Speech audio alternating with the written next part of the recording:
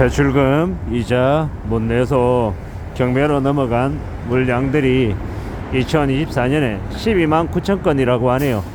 11년 만에 최대치라고 얘기하는데요. 이제 채권자들이 은행들인 경우에는 그 대출금을 원금이나 이자를 못 내면 이 3차례 이상 못 내면 경매 처분한다고 하네요. 그걸 임의 경매라고 합니다. 임의 경매로 넘어간 물량들이 대폭 늘어나고 있다고 합니다. 결국 경매 물량이 12만 9천 건까지 대폭 늘어난 건은 일반 부동산 거래시장에서 거래가 안 된다라는 이야기입니다.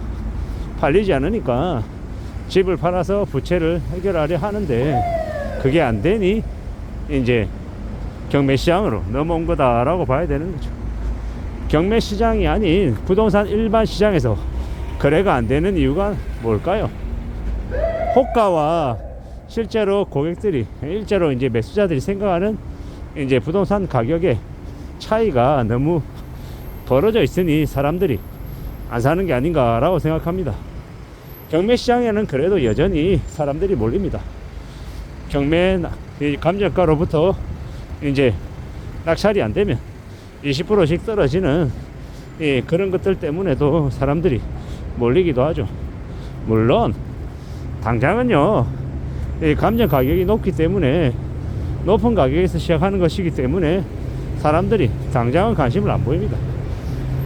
20% 떨어지고 그 다음에 또 20% 떨어지는 그 정도 가격이 되어야 사람들이 관심을 보이는 것 같습니다. 그리고 경매 시장에서 물량이 이제 많이 소화가 되면 나중에는 어떻게 되냐? 이제 경매 시장에서 소화가 되는 그 가격 자체가 일반 부동산 시장의 거래 가격으로 이제 넘어갑니다. 그렇게 되는 시기쯤에 우리는 이제 일반 부동산 시장에서 금매 가격일 때 사놓는 걸 이제 추천드리는 겁니다. 그게 언제냐? 과거의 사례를 따져보면 2013년, 14년, 15년 이쯤이 아닌가라고 생각합니다. 그때가 서울 기준의 주택구의 부담지수가 100 이하일 때거든요. 뭐 90, 95, 뭐 80 몇 막 이럴 때였던 걸로 기억합니다. 우리가 앞으로 살아가는 세상은 부동산 거래도 잘 안 될 거다라는 거. 부동산 또한 이 사치제다라고 생각하면 맞겠습니다. 그래서 사람들이 함부로 비싼 돈 주고 살 수 없다라고 봐야죠. 사람들이 돈이 없고 대출이 안 나오는데 어떻게 살 수 있겠습니까? 결국 가능하지 못한 얘기인 겁니다.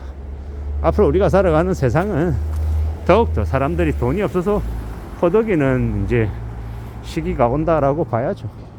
그게 이제 더욱 우리가 우려하면서 염려하면서 지켜봐야 될 모습들인 것 같습니다. 잘 생각하고 잘 따져보며 지내야죠. 결국 그러다 보면 이제 뭐가 남겠습니까? 이제 실질적인 거, 정말 꼭 필요한 거, 생필 말고는 사람들이 관심을 안 가지게 될 거다라는 겁니다. 그리고 우리가 아파트나 이런 것들은, 특히나 새 아파트 이런 게 이제 생필이라고 보기는 어렵죠. 그래서 좀 더 분위기가 바뀌어갈 거다라고 보면 맞겠다라는 겁니다. 잘 따져보고 잘 궁리하고 우리는 살아가야 될 것 같습니다.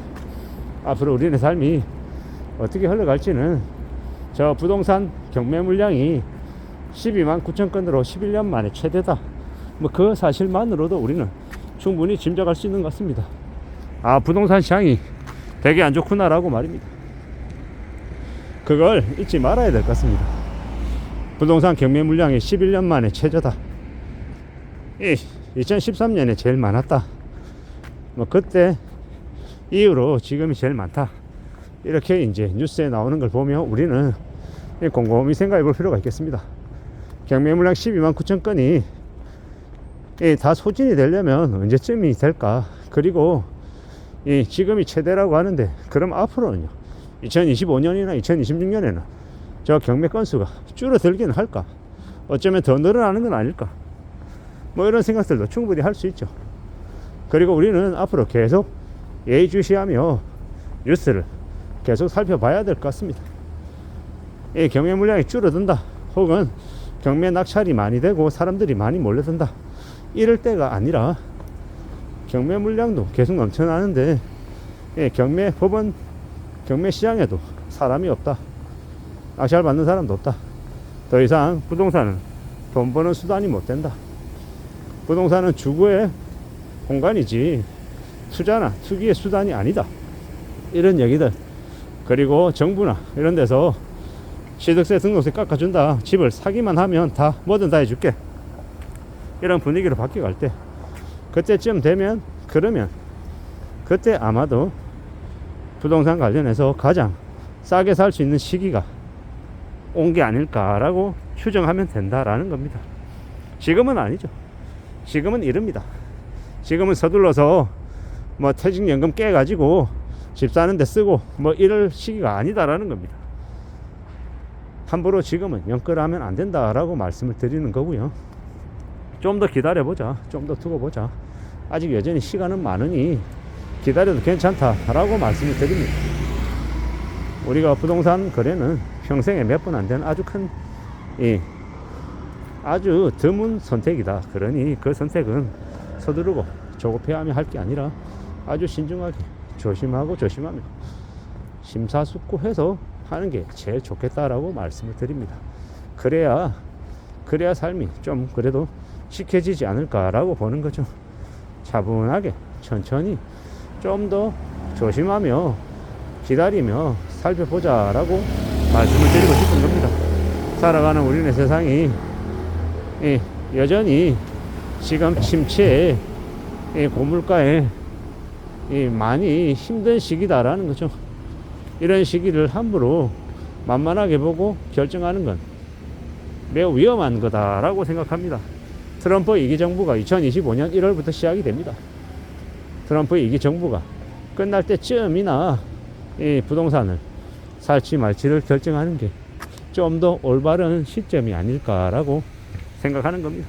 물론 저 또한 틀릴 수 있고 앞으로의 상황이 어떻게 흘러가는지는 계속 지켜보며 따져봐야 될 겁니다. 그렇게 따져보면서 정말 적당한 시기, 적당한 가격이 왔는지 아닌지를 이제 살펴봐야겠죠. 그러고 난 이후에 결정해도 늦지 않다라고 말씀을 드립니다. 천천히 기다리며 우리네 삶을 잘 좀 이끌어 나가면 좋겠습니다. 그런 마음으로 그런 각오로 살아가자라고 말씀을 드리고 싶습니다. 우리네 경제 상황이 지금은 절대 좋지 못하다라는 걸 명심하고 인정하고 살아가야 될 것 같습니다. 그렇게 자기와 가족을 잘 지키기 위해서 좀 더 애쓰는 게 필요한 것 같습니다. 이상입니다.